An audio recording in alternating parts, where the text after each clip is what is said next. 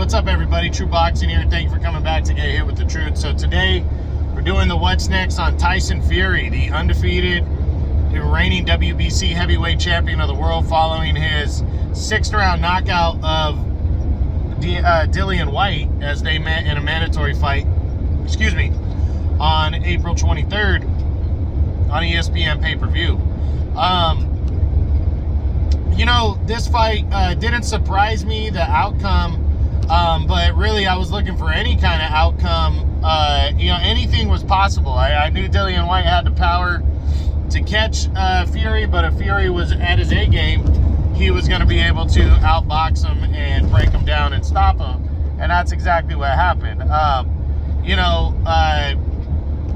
Tyson Fury, nice win. He's now talking, or the big question now is what's next for him. Well, he's saying that he's retiring. I mean, he said it a couple times. He even released it on his social media that he's done. I don't think he's told the WBC yet that he's officially vacating the belt. Until he does that, I'm not going to agree. I'm not going to believe that he's officially retiring until he gives up his WBC title. Then I'll believe it a little bit more. But I don't know if he's retiring or not, to be honest. I think he's leaning in that direction, but I think there's still options out there that make sense. And, we all know Tyson Fury, with these emotional issues over the years that he still battles, has not, quote-unquote, stuck to his word about things. So I'm going to run through the top 10 and see what possibly could happen in the second half of this year for Tyson Fury, and we'll go from there. So, obviously, he's number one. Number two, Alexander Usyk. I mean, I think if Usyk, this is probably the one of only two fighters that really makes sense for Tyson Fury before he hangs up his gloves, officially. And he might be doing it already, but if there's one of two fighters that he'd be willing to fight, it's either Usyk or Joshua. We'll get to Joshua in a minute, but Usyk right here, if Usyk goes out and beats Anthony Joshua in July, I absolutely think these guys could lock horns in December for the undisputed title, and then Tyson Fury, if he's victorious, could say, hey, I'm done. I'm hanging him up now. But Usyk's got to go and beat Joshua first, and we'll see. I don't know if that's officially possible or not. It just depends on who he if Usyk is victorious or not. So if Usyk beats Joshua, then I absolutely think it's possible.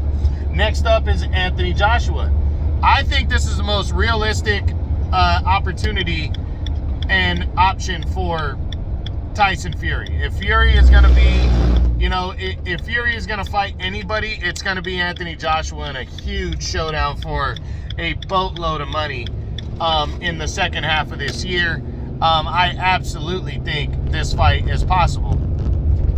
But Joshua's got to get his revenge on Usyk in July first, and then maybe at the end of the year in December, possibly early 2023, we see Joshua and Fury colliding for the undisputed heavyweight championship of the world, and that might be it for Fury after that. But I really think if there's one fight he's going to take, it's going to be against Joshua. Now, none of the other guys seem logical in the top 10, but I'm still going to run through them.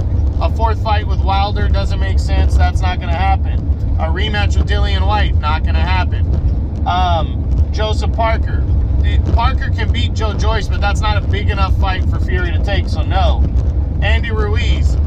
If Andy Ruiz upsets Luis Ortiz, he might be a third option just because he's, he wouldn't seemingly pose a major threat, and he's a big name because of his win over his two fights with Anthony Joshua. So maybe this fight is possible. Just maybe. Luis Ortiz, I don't think so. Even if he beats Andy Ruiz as they're supposed to be fighting in July, even if he beats him, I don't think that's going to be enough to entice Tyson Fury, because Tyson Fury knocked out the guy that Ortiz got knocked out twice against. He's knocked Deontay Wilder out twice. Wilder's knocked Ortiz out twice. It wouldn't make sense for Fury, so no. Joe Joyce.